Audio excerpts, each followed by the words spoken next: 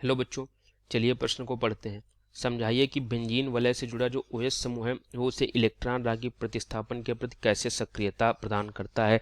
हमें बताना है बेंजीन वलय से जुड़ा OH समूह कैसे इलेक्ट्रॉन रागी के प्रति सक्रियता प्रदान करता है। तो हम बात करते हैं अपने उत्तर की। ठीक है, तो यहाँ पर इसकी अगर मुख्य अवधारणा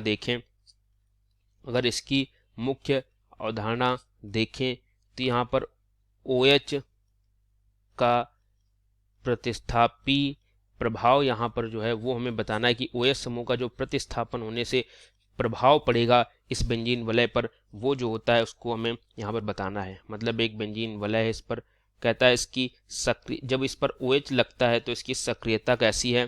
OH से इस बेंजीन वलय की कहता है कि सक्रियता जो है वो बढ़ जाती है, वो सक्रियता बढ़ जाती है।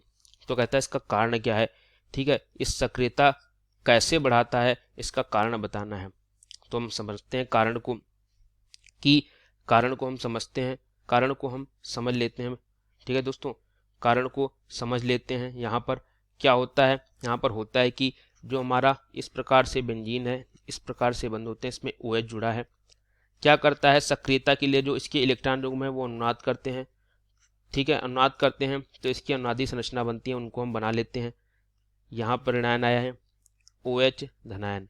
क्या हुआ, इस इलेक्ट्रॉन युग्म के कारण जो OH पे उपस्थित है उससे क्या है कि इस कार्बन पर ऋणायन आ गया है। अगर कार्बन पर ऋणायन है तो किसी भी इलेक्ट्रॉन रागी पर ये क्रिया कर सकता है, इसलिए ये क्या होता है, सक्रिय हो जाता है। इसके बाद ये फिर से अनुनाद करता है और अगले कार्बन पर ऋणायन बना देता है। यहाँ पर ऋणायन बना देता है, यहाँ पर OH धनायन आता है। ये फिर से अनुनाद करता है, यहाँ जाता है और इस कार्बन पर ऋणायन का निर्माण कर देता है। इस प्रकार से ये है OH धनायन। अब क्या होता है, ये ऋणायन घूमता है और यहाँ पर क्या है कि OH फिर से अपनी पुरानी स्थिति में आ जाता है।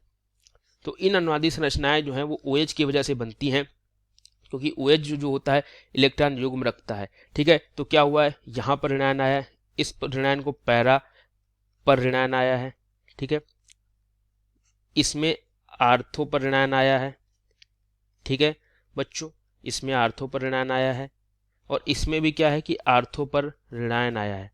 ठीक है, तो बच्चों हम कह सकते हैं इन तीनों चित्रों की मदद से हम कह सकते हैं कि यहाँ पर आर्थो और पैरा को क्या है कि सक्रियता प्रदान करता है, कि OH समूह है ये आर्थो और पैरा को सक्रियता प्रदान करता है। आर्थो तथा पैरा को सक्रियता प्रदान करता है।